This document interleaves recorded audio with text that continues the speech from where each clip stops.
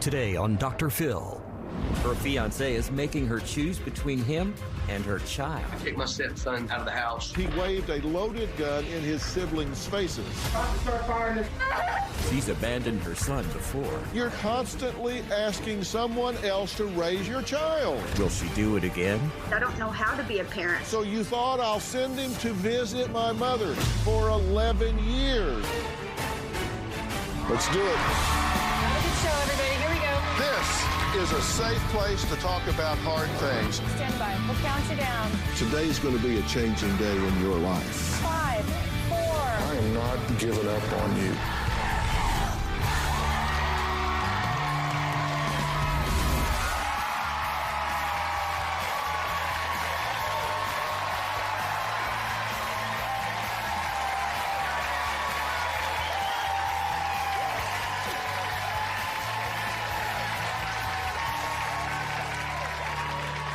Well, Stephanie says that she has been put between the ultimate rock and a hard place by her fiancé, Buck, who is forcing her to make what she calls an impossible decision.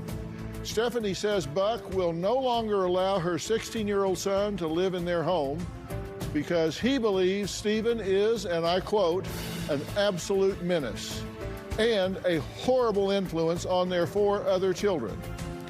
Therefore, Stephen is currently living with Stephanie's 23-year-old half-brother, James, in Florida.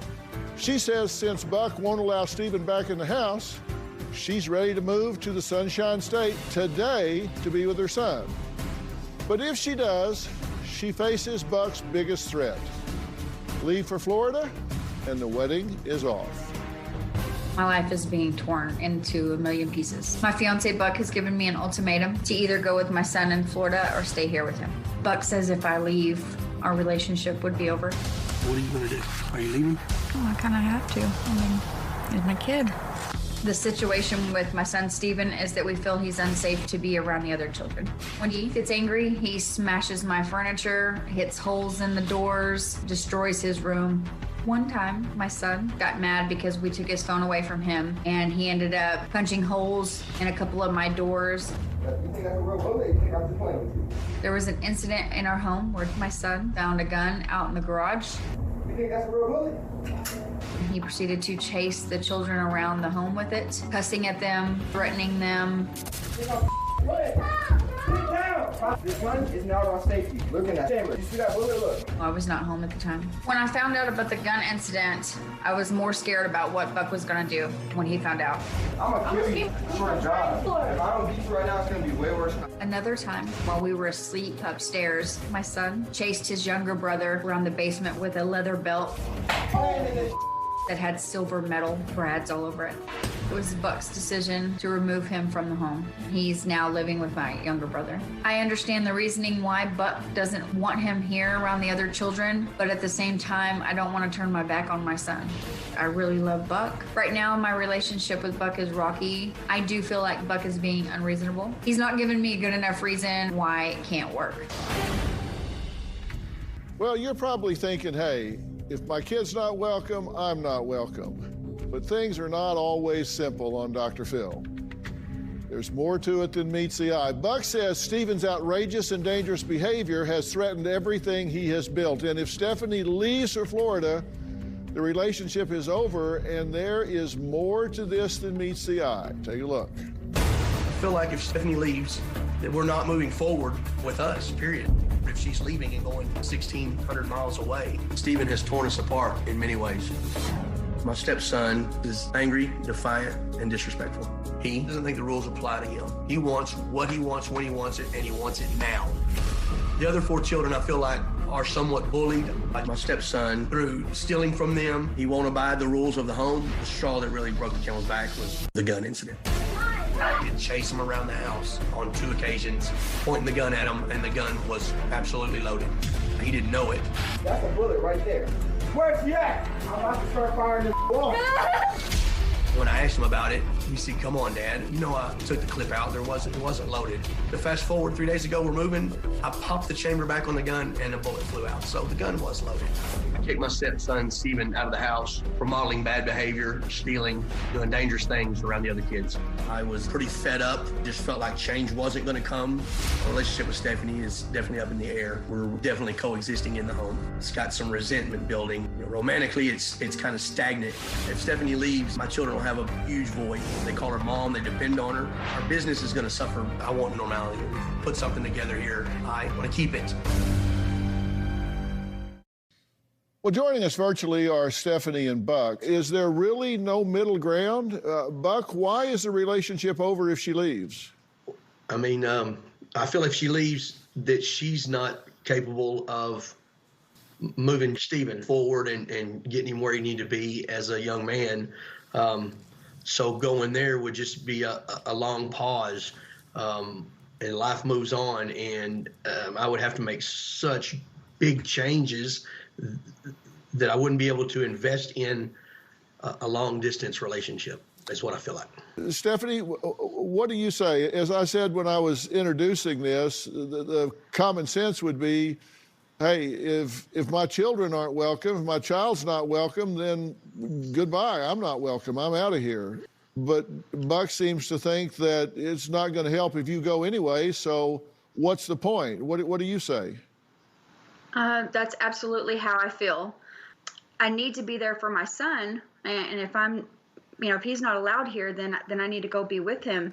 But I also have a younger son that calls Buck Dad that doesn't want to go. But that's a new attitude for you, right? It absolutely is, yes, sir. The fact of the matter is, this child is 16 years old, and you haven't raised him for any sustained period of his life yet. Isn't that true? Yes, sir, that is true. I've been a drug addict most of my life. Yes, sir. Right. And so if we look at the history of you pawning this child off, you're hardly even on this list. You're hardly even on the chart. No, sir, I'm not there at all, hardly. So why all of a sudden you've got this mandate that you just feel like you got to be there? Are you going to salve your own guilt, or are you going for what's best for him? I don't know what's best for him. That's where I'm at. I don't know what's best for him, and I do feel guilt. When he got out of foster care, you took his brother, but not him. Where was your resolve then when you said, whoa, no, wait a minute, this is my child. I'm the mother.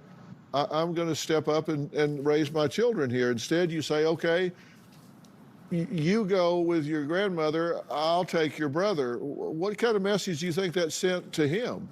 A horrible one, like he wasn't wanted with me. Now, Buck, you say the kids call Stephanie mom, your children and her other child. You've only had custody of your children for 6 months, right? Yes, sir. And until then, they were where? With who? Primarily with their grandparents on their mother's side. Okay. And why were they not with you or their mother? She and I had split, and she took the kids to Georgia. Why did you lose custody to start with? Well, I was under the impression they were with their mother. And after some time and after going to court and reading some transcripts, I realized that she had lost custody at the ages of 6 or 8.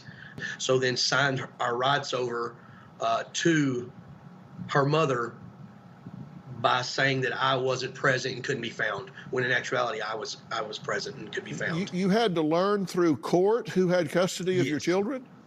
Right, yes. Well, that didn't sound like you were a very present father if you had to learn through the court who had custody of your children. Absolutely not. So many things, looking back, that I could have done differently. She would call me with the kids in her home, maybe on her weekend or whatever with the kids, and it was just, it was just as much my fault. Buck says he cannot allow Steven to return to his home because he bullies the other children, encourages them to do drugs, whips them with belts with metal studs, but worst of all, Steven waved a loaded handgun in his siblings' faces. We're going to talk about all of that after the break.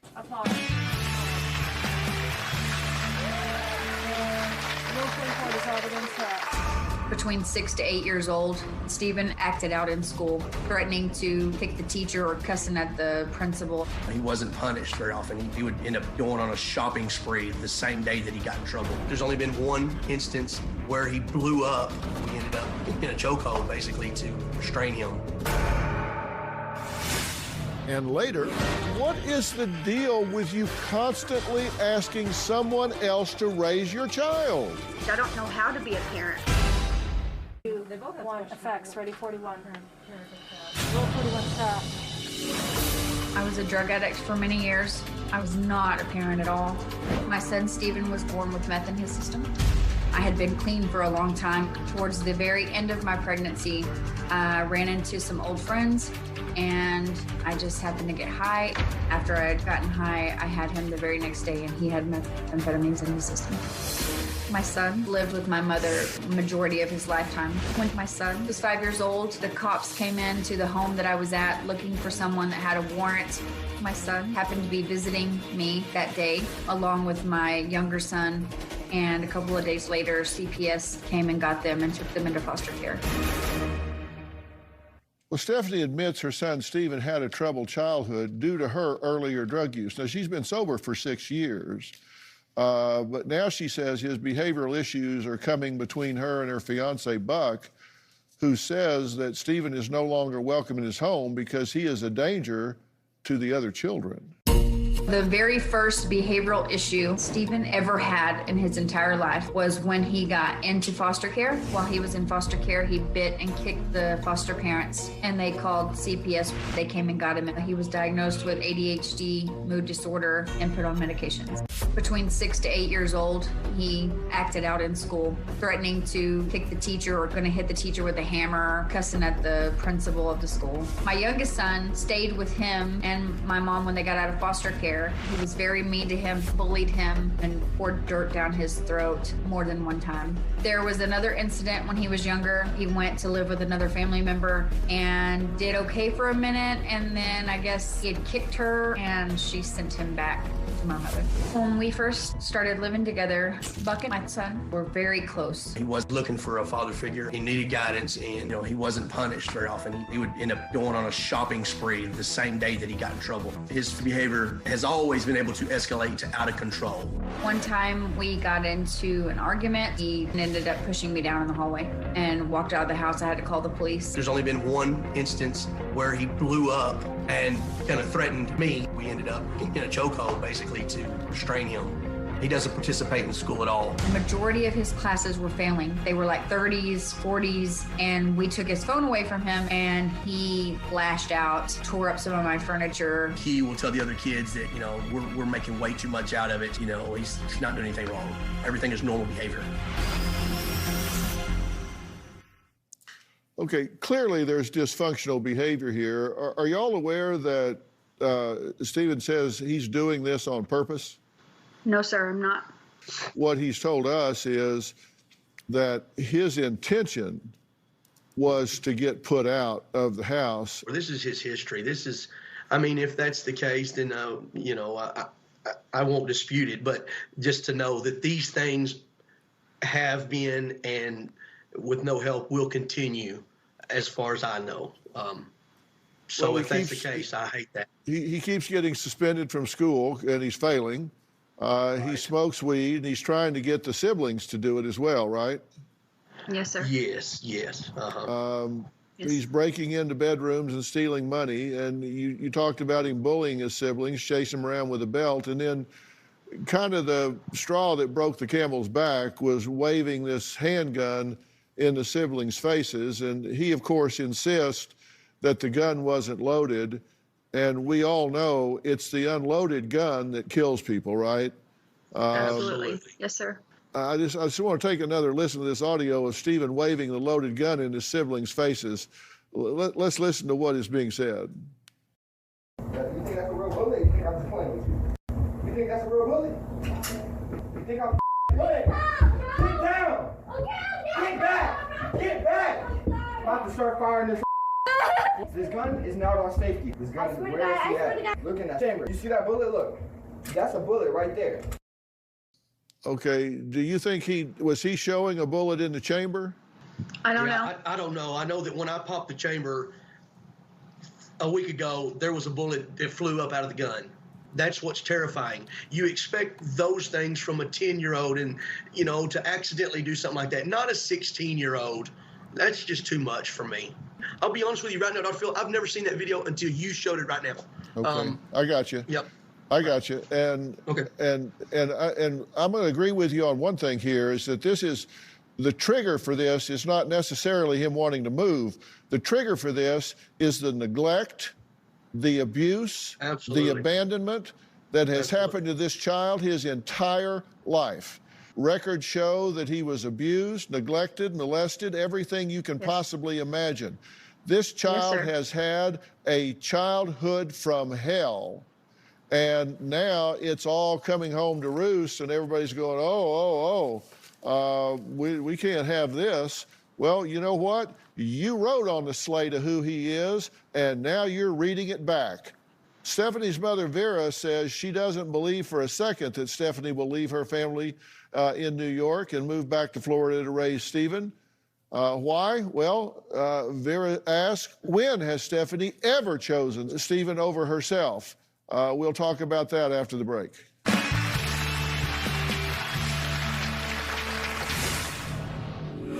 Buck gave Stephanie an ultimatum. If a man gave me that ultimatum, I'd pack my stuff, load my kids, and I would be on the road. That's just me. My son said he missed his family in Florida. I thought that it would be a good idea, since COVID happened and they weren't in school, to let him go visit my mother for a little while. Because he was failing in school, we sent him down there with hopes that they would have took the same kind of disciplinary actions that we were taking towards him, and they did not. They bought him a motorcycle. My son stole my mother's credit card for some things on PlayStation and stole my mother's card to visit a girl. He didn't even have a driver's license. My mother didn't punish Stephen for stealing her car or misusing her credit cards. That's typical behavior for my mom when it comes to Stephen. What is the deal with you constantly asking someone else to raise your child?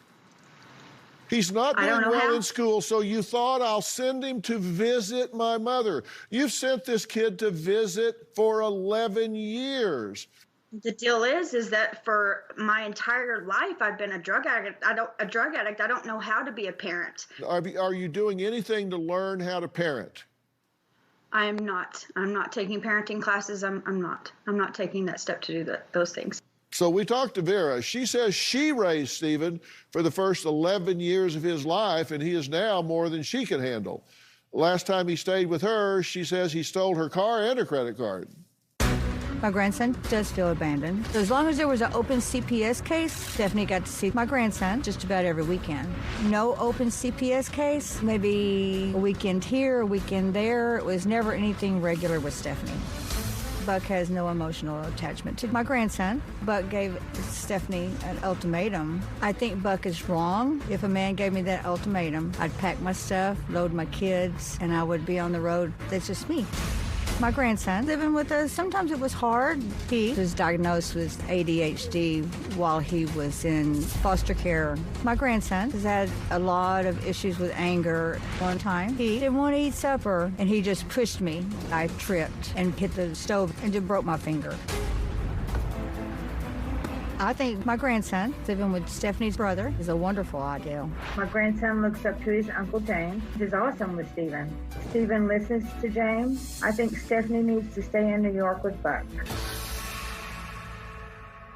Well, joining us virtually is Vera, and Vera, Buck can speak for himself, but I think you're exactly wrong. I think Buck has made an emotional investment in this child. True, Buck?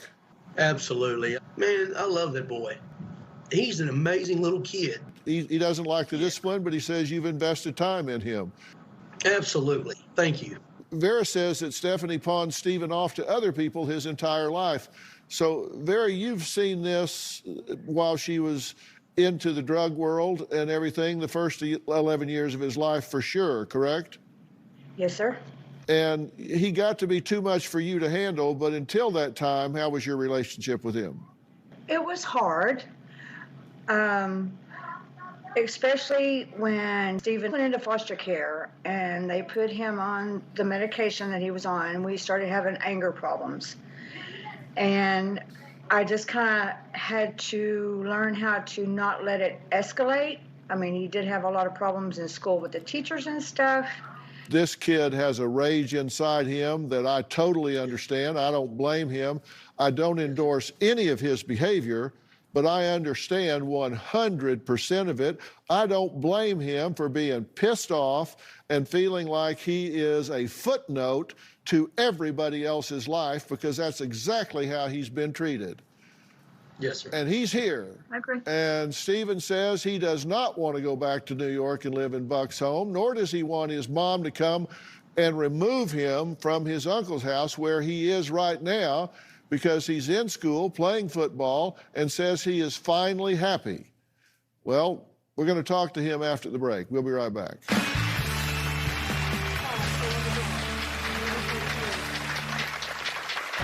I feel like most of the stuff I do is actually just typical teenager stuff. The gun incident, I was just playing around. I was just trying to like scare them. Buck has anger issues and he yells a lot. He was just getting more strict for no reason. I really like where I'm at right now. My uncle has been here for me my whole life, and my mom really hasn't. Rule 41 trash. I'm not a strict parent. Our children, they're spoiled. They've got every device in this home. Our rules are really basic. It's pick up after yourself, do your one chore a day, and participate in school, participate in an extracurricular, whether it be flute, boxing, football, whatever it is. Every child is individual. Some kids have to maintain 70s, some are 85s, and some are 90s. Every child is different, and that's definitely the way they're treated in this home. That's truly the only rules in this home. Stephen can't be told what to do. That's the main problem. Stephen admits he has some behavioral issues, but claims that Buck and Stephanie overreact to every little thing. He says most of his bad behavior is just that of a typical teen, and he hated living in Buck's house because of his strict parenting that included grounding him for months at a time.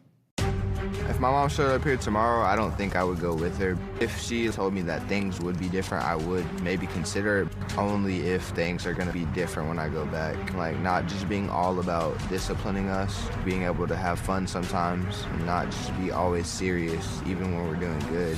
Whenever we do just something small, they like take it out of proportion, and they blow it out of the water, basically. One time I was disrespectful to a teacher at school, and I ended up getting grounded for a full month. I used to have anger issues. I have some anger outbursts, but it's not as frequent as it used to be. But I do think Buck has anger issues. He gets mad very easily and yells a lot. My mom and Buck argue a lot, and that makes me want to fight with Buck and with my mom whenever I'm grounded for something that I really shouldn't be grounded that long for. It kind of makes me want to fight against them. It was just getting tiring, and I just didn't want to be there anymore. I feel like most of the stuff I do is actually just typical teenager stuff, like having an attitude, being slightly disrespectful, smoking weed. The gun incident, I was just playing around. Mom and Buck weren't home, and we were just all at the house by ourselves, and I was just trying to like scare them. But I knew that once I did it, it was wrong, and I wish I didn't do it, because it was just kind of stupid on my part. Mom and Buck kind of took it out of proportion like they do with most of the things. I really like where I'm at right now. It's just, whenever I go to New York, it just feels like a bad vibe, because I don't really like living with Buck and my mom. I feel like me and my uncle have a special bond, and I really like it here because my uncle has been here for me my whole life, and my mom really hasn't. Well, you're not seeing Stephen's face for a reason, and that is because if you watch at all, you know that I do what I can to protect kids' identity and faces. He's joining us now on the phone. Listen, there's no question that you've not had a typical childhood, and you're old enough now to start being responsible for your choices and for the behaviors, because the consequences start landing on you pretty hard. Yes, sir. And if you have anger issues or anger blow-ups, whatever you call them, and you need help with that, then you need to take that help. You need to get professional help with a therapist or whatever, so you don't make some choices that wind up really backfiring on you. Every time I go do therapy and stuff, I just feel like it's always the same and it never really works. That's up to you to take those tools and create value.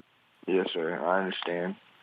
It's just like a coach. They can tell you what to do on the football field, but they can't catch the ball for you. What do you want to get out of therapy?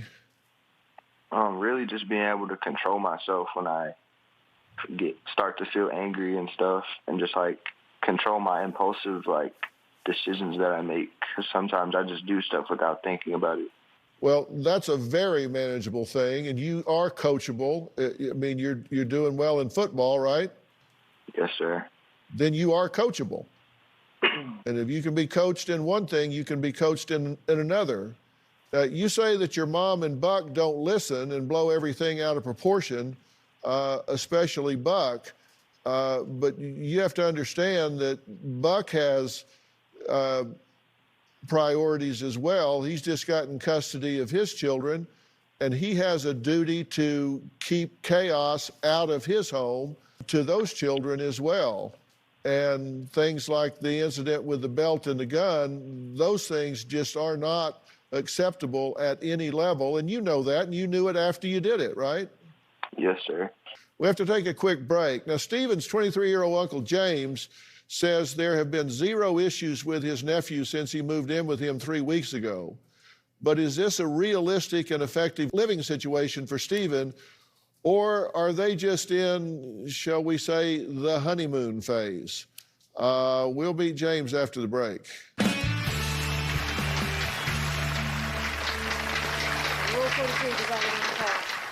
My nephew is a really good kid. Stephanie is definitely parenting out of guilt. If Stephanie came to take him back, if it got so serious that I had to take her to court, I probably would. Stephanie has lost the privilege to raise my nephew.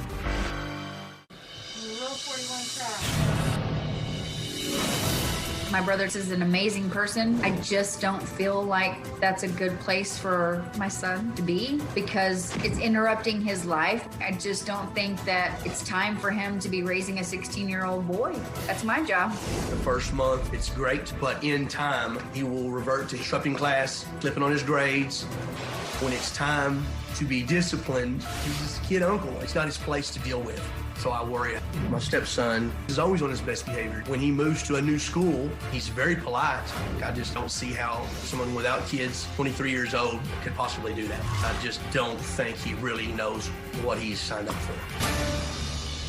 I've got a question for you, Buck. You're saying he's just a young man, good intentions, but doesn't really know what he's getting into at this point. Do you have a better alternative? That's why we're here. Well, it's easy to point out what won't work, but do you have an option of something that will? No. It's not that James wouldn't work. It's I just feel like it's not for him. It's not something he should be dealing with.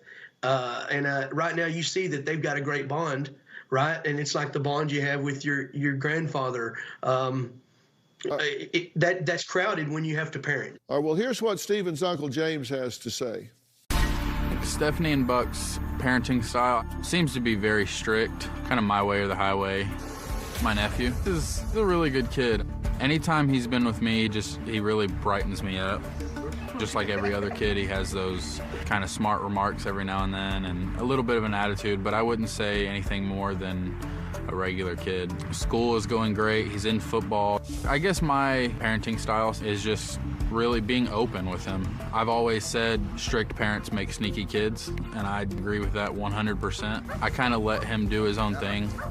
My nephew has never had a really good structure. Growing up, I watched that and I wanted to help him because I love my nephew with all my heart. I think my nephew needs a one-on-one bond with somebody, and I don't think he gets that with Stephanie and Buck. I think that she's had her opportunities. Stephanie is definitely parenting out of guilt. Some of the reasons that he acts out are because of his past. It's hard to expect somebody to act a certain way when you didn't raise them. If Stephanie came to take my nephew back at this point, if it got so serious that I had to take her to court, I probably would. Stephanie has lost the privilege to raise my nephew. Stephanie is going to have to choose between Buck and my nephew. To be really 100% honest with you, I think she already has. Joining us virtually is James, and God bless you for stepping up and extending a hand to this kid right now. I think somebody has to, but thank you for having me on the show. I appreciate it. Yeah, you hadn't got any more idea than a goose what to do with a rebellious 16-year-old, right? You're new at this. Yeah, you could say that. I'm definitely new at it. Yeah, that does not disqualify you, by the way, by any stretch, because I haven't found anybody else that's got any more idea than a goose what they're doing either. But you realize that at this point you're in the honeymoon phase. He has had some experiences that have left some open wounds inside him that are way above your pay grade.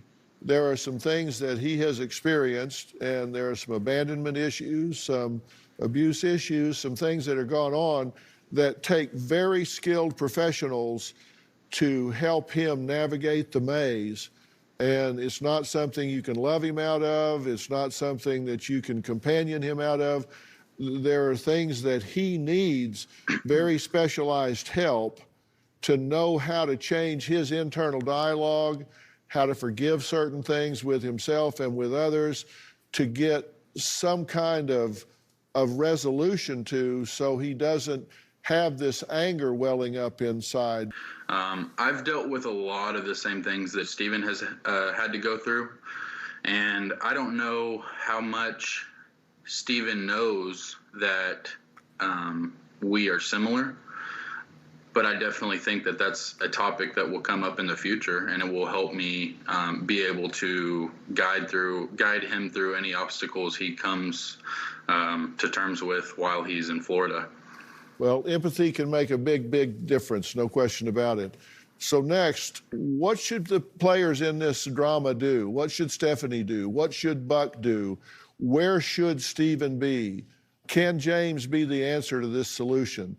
We're going to try to talk about all of that, and I'm going to give you my thinking and why after the break.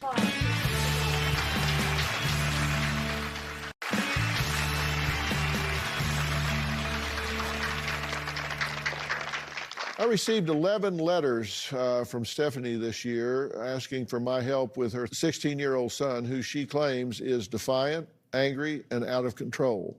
Now we have 23-year-old Uncle James stepping up and putting his arm around this child that's been raised by others and been through foster care.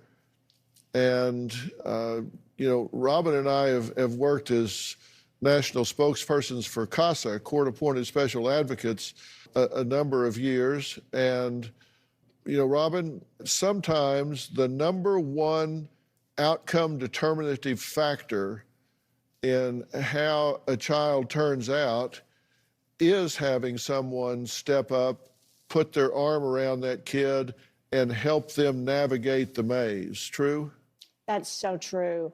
I think one thing I always like to point out in a situation like this is that I hope everyone always remembers when a child becomes a foster child, it's never because of the child. It's never because of anything the child did.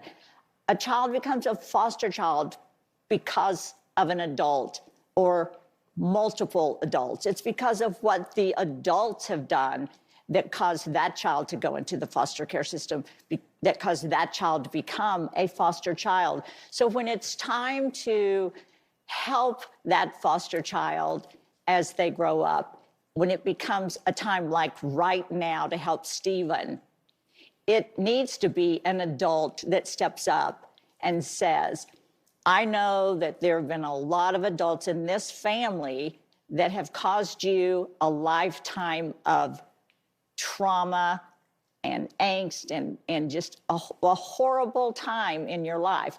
I'm going to be that adult. I'm going to be that adult in this family that is going to put my arm around you, and I'm going to be there for you. And I feel that that is coming from his uncle. Yeah, and that's why I said God bless you for doing this, for stepping up for him at this point. And what I'm saying to you, James, is I do believe Stephen should stay with you at this point. You want to be proactive here and deal with these issues before they come up. Right now, while you're in the honeymoon phase, this is the time to start saying, okay, we're going to have conflict, and when we do, we need to have a plan of action. This is the time when you and Stephen need to go together to talk to somebody about some of your common experiences and get a plan from a family therapist that says, okay, look, you guys are going to have conflict. Let's agree ahead of time to have emotional integrity, and both of you say, when that happens, I'm going to do this and you're going to do that. You need to use the resources, and we'll help you set those up. I'll provide some for you. Listen, we're in a pandemic. I will arrange immediately for 10 sessions for you with a doctor-on-demand therapist so you can do it on the computer so you don't have to put yourself at risk. And I'll do it for both of you so you can get some professional help. The time for crisis management is before the crisis occurs. I mean, you understand that, right? 100%. So the question becomes, what else needs to be done here? I'm going to share the rest of my thoughts right after the break.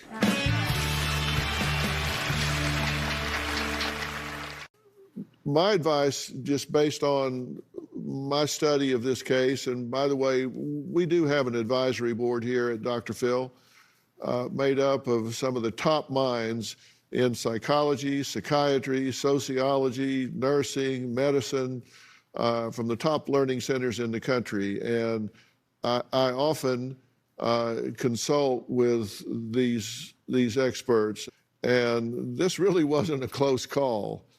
And I believe very strongly that Stephen is probably in the most stable situation he can be in right now. Stephanie, I would recommend that you do get into some parenting classes for Stephen's benefit, for your benefit, and for the other children's benefit as well, and that you make a serious commitment to building a long-distance relationship with Stephen across time.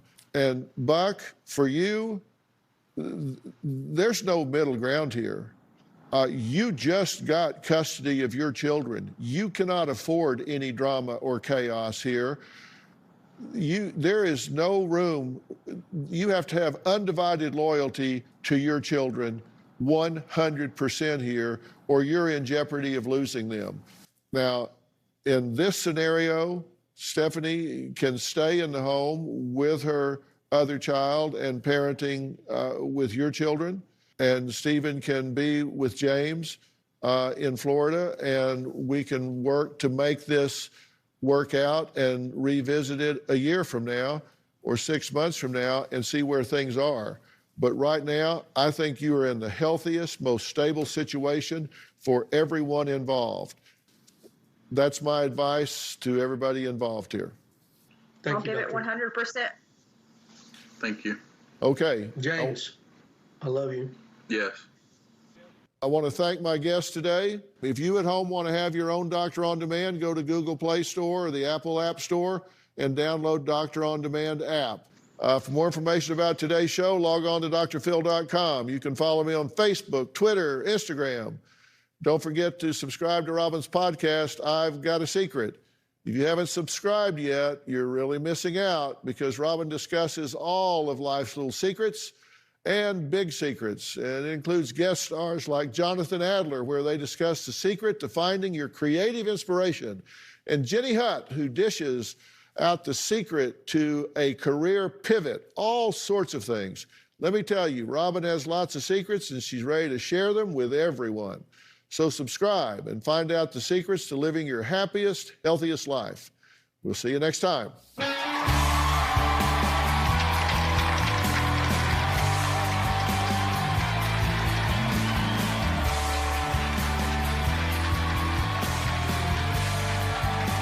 If you'd like to be part of our virtual audience and you have a computer with a camera, log on to drphil.com and click Be Part of the Audience.